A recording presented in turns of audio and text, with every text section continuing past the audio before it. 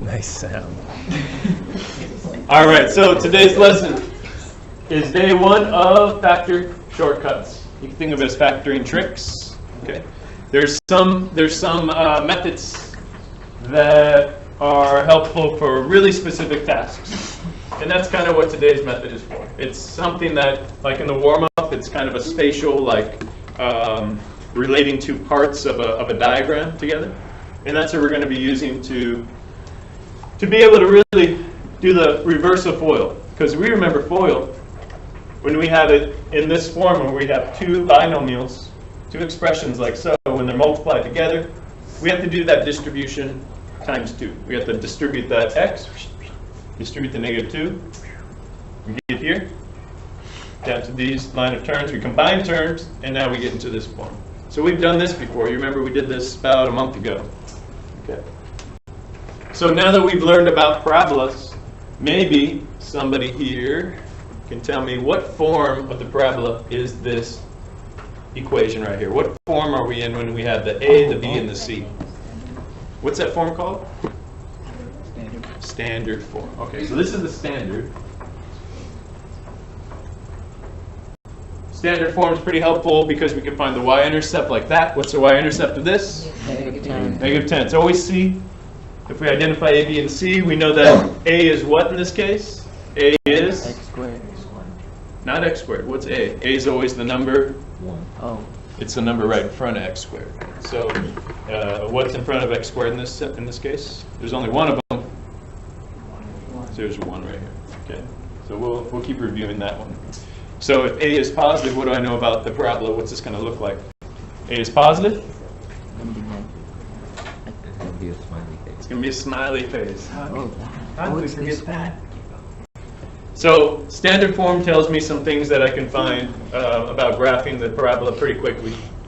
How about this, where we're starting with FOIL? We'd start in this form. What does this form look like? It's another form of the parabola. What is that form called? Anybody remember that one? Yeah? Factored form. Great. All right, so this is factored. Factor form. This is standard form, and what we're learning is how to go from factored form to standard form. We already know how to go, FOIL taught us how to go from factor form to standard form, and now we're going to just basically go in the opposite direction. We're going to start with a standard form equation here where it's a squared plus bx plus c, and we're going to get our answer into factored form using the x method. That's what we're doing today. That's what we're trying to accomplish.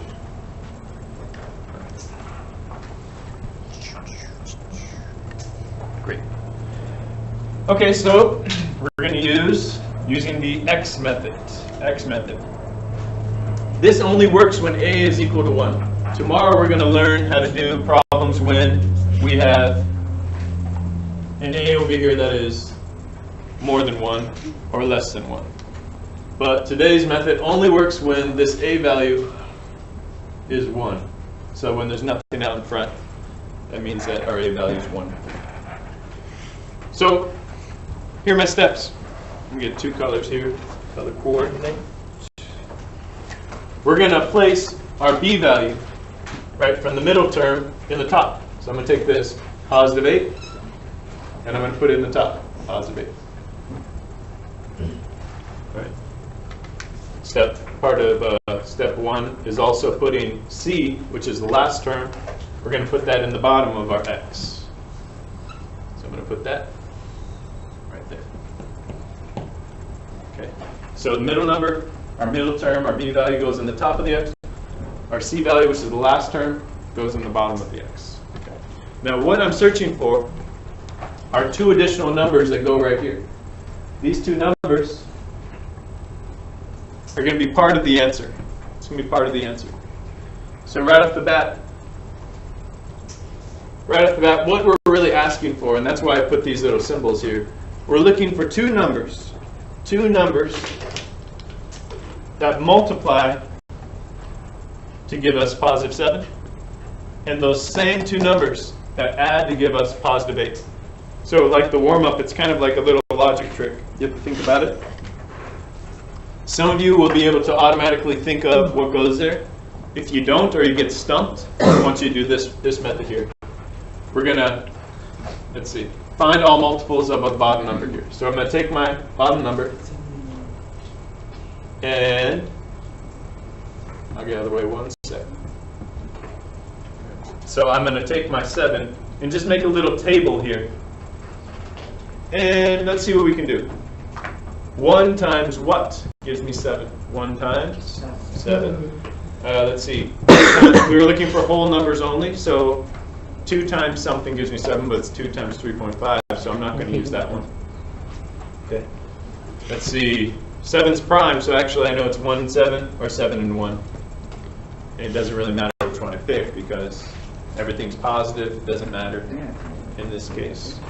So what I'm going to do is I'm going to choose the multiple that also adds to give me the top, because I was looking for these 2 numbers that multiply to give me 7. That's why I did the multiplication kind of table there. And then I'm finding those 2 numbers. Which of these numbers adds to give me that 8?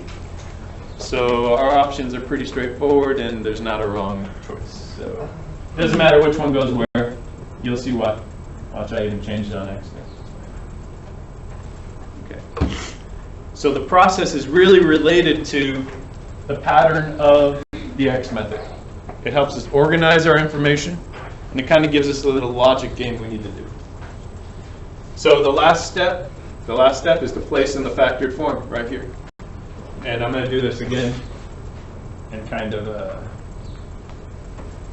give you a hint with this. Even more hints. All right, so I know that I'm going to have an X in each box because if I think about this and kind of do FOIL in my head, just because you can always double check yourself with FOIL, I know that I need these first terms to multiply to give me this X squared. So I know that my X's are going to be there all the time with the X method. Now what I'm going to do is I'm going to take positive 7 plus 7, positive 1 plus 1, and that would be factored form of the equation. Now, I'm in factored form. What is really easy for me to find as far as if I needed to graph this equation? Now I have it in factored form. What was factored form really helpful with? It allowed us to find what? Really quick. Yes. Yes. So I could take it a step forward to find my x-intercepts, and I could make it equal to 0. And this is, remember, where we take each and we just make them equal to 0. So what you could do is to find our x-intercepts from our factored form, which would be kind of the next step here. X plus 7 is equal to 0. How about x plus 1 is equal to 0? Right? Remember we did this one? No? Yes. So I know x is negative 7 here, and x is negative 1. If I was looking for the x-intercepts, those would be my 2 intercepts. But for today, I really want you to focus on just getting the factoring done. So for today, our answers we're going to leave just in factored form. I just want to point out that we're changing between the forms because my standard form gives me a lot of information. If I have it in factored form, then I could find my x-intercepts. Jonathan? With the standard form up there, so 8b doesn't have any significance. Well, 8b does because 8 does. Yeah. Oh. This should be an x. Okay, yeah. Sorry about that. Oh no, we have to go change one letter. Sorry about that. Thank you, Jonathan. What did you change? And guess what? That's the only place you have to change it. Everything else is exactly what we wanted. Thank you. All right, so remember that we know we can find these x-intercepts. Today we're focusing on just getting down to this method, this stage right here, factored form. Okay. All right, thumbs up, sideways, down at this point. Thumbs up, sideways, down. Okay. You know, most classes had it kind of sideways the first time we saw it. By the third time, everyone's like, just let us do the problems. Okay, so let's wait for that. You mean the friendly waivers, the greeters? Nice. Okay, we don't have a eraser goblin yet, so I guess I'll do it.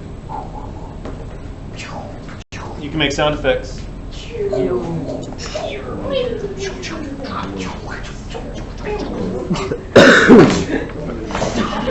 All right, we adapt as we go. That's good. All right, how about this?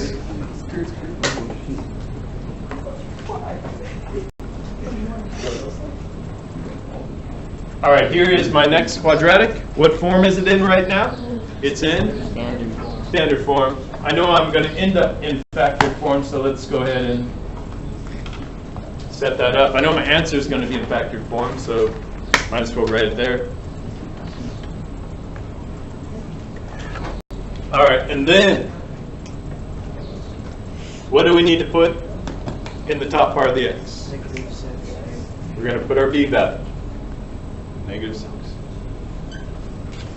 All right. And what should I put at the bottom of the x? Positive 9. Okay. So this is where we need to be kind of careful, because look what we have. We need two numbers that multiply to give us a positive number. We need those same two numbers to add to give us a negative number. So if they have to add to give me a negative number, I know that a negative is going to be involved, for sure. A negative is going to be involved. And if you already figured out what you have to be looking for past that, hold on 1 second. Okay. Let's go and find all the multiples for this 9. Let's take it over here. We're going to take 9. And what can we do? 9 and 1. 3 and 3. Right, so it's positive 9, right? I know my positive numbers multiply to give me a positive, but how about two negatives will also multiply to give me a positive as well? All right, once I have enough multiples, maybe as you're writing the multiples, you're kind of in your head as well. Well, let's add them together, see if we get that -6. And which one should I choose from my group here? -3, -3. So all I do is come back. I know that -3 is one of my terms I'm looking for, or my values I'm looking for. The other -3 is as well. So I know that if I did FOIL, these two first terms would have to multiply to give me that that x squared. So I know my x's are in there. And then what should I put right here? -3. There we go, -3. And here? -3. -3. It's always going to be these two values are going to be put into factored form right here. Okay, who can simplify this even more? Simplify it even more. What could I make these two expressions even more simplified? How could I make them more simplified? Isaac. Oh, I think it's like x squared minus 6. Or Well, we could do FOIL to get all the way up here, but how about this? If I have 9 times 9, what can I know that's 81, but how could I factor, or sorry, how could I display this 9 squared? Whenever you have the same base, no matter what it is, you can make it squared. So here we have a negative x minus 3 and x minus 3 multiplied by each other. X minus 3 squared. Right? Because it's just in a way of making it so we don't have to write as much. This is x minus 3. It's identical to this. They're multiplied together, so it's x minus 3 squared. It's just that whole expression squared. Ah, that's great. All right. All right, how about we look at one more and then evaluate our situation. How about that? Let's do this one. F of x is equal to x squared. Let's go.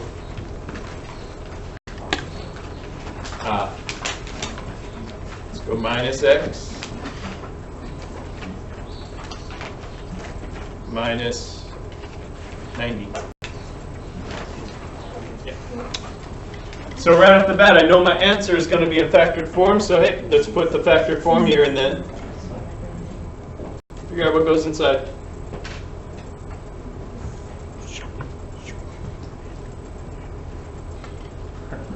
Echo in here. So if I go,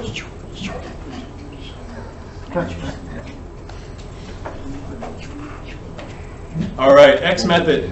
So is everybody okay if I erase this right here? If I erase this part? Nobody's saying anything. All right, maybe some sound effects added.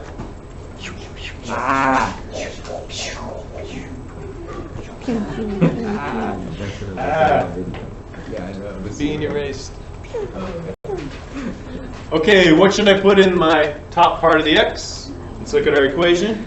I put my -1. I put my B value, which is -1. And then on the bottom, we put our C value, -9.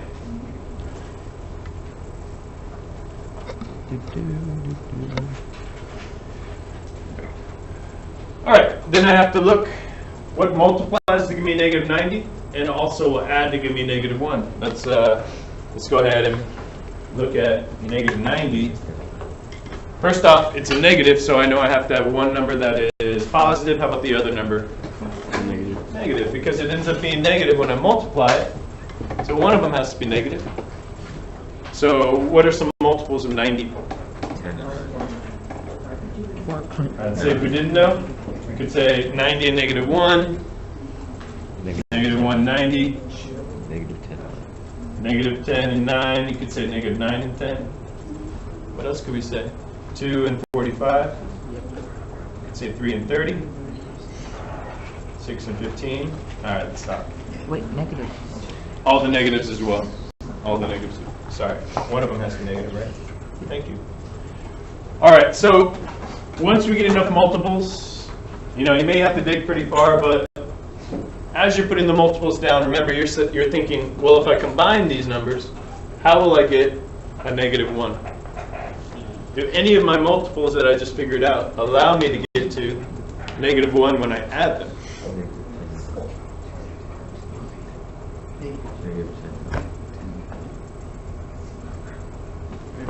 Because if I combine those two numbers, -10 and +9, that's how I'm going to get my -1. So let's see. All you have to do is first transfer it here.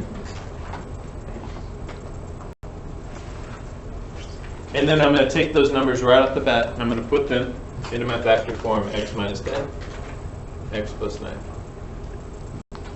Factor form, done. If I needed my x-intercepts, I could see that one x-intercept's 10, one x-intercept is -9. You could do those steps, or you can start to just make that connection. All right, thumbs up, sideways down. Thumbs up, sideways. Okay. One more. Let's do one more for fun. Suddenly things just fly off your desk. It's amazing. No, I'm just making. All right. All right, last one here. F of x is equal to x squared. Let's go with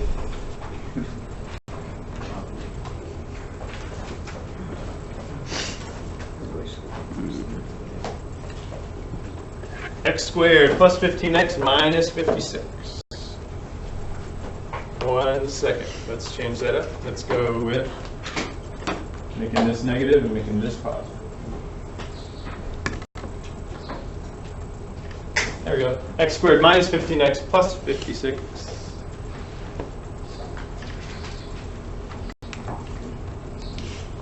All right, make your x. What goes in the top box?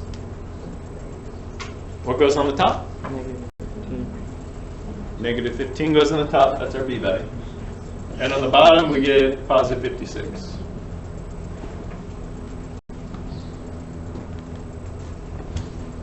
All right.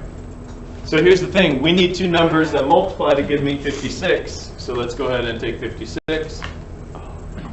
Go and find some multiples. They're going to give me a positive 56, but they're going to add to give me a negative.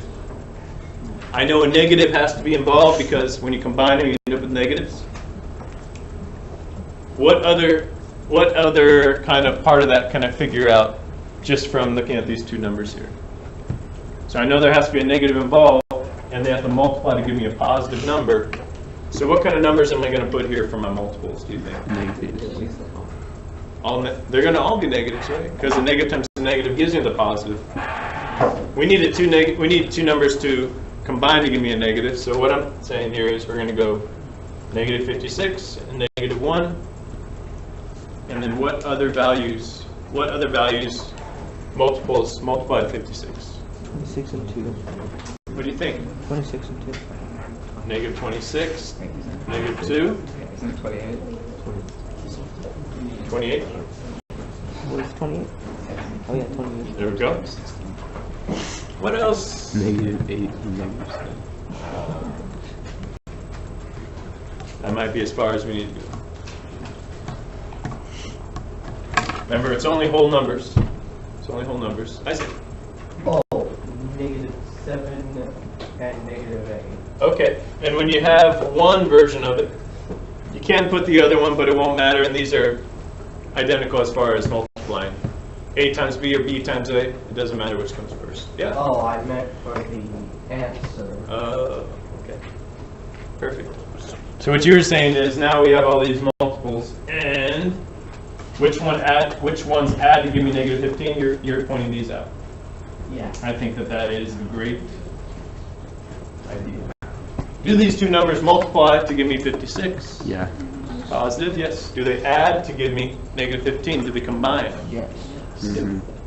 So I know that it would have been helpful if I put these out first, but I can just add them now. Nice setter. Factor form. Just going between the two forms. Okay. All right, thumbs up, sideways down. Up-ish, mostly up. Okay, cool. All right, well, who's ready to work on the classwork now? Everyone. Perfect. All right, anybody want to say subscribe really loud? You should do subscribe. You should dab. I should what? You should do a subscribe and then dab. Like Subscribe. Oh no.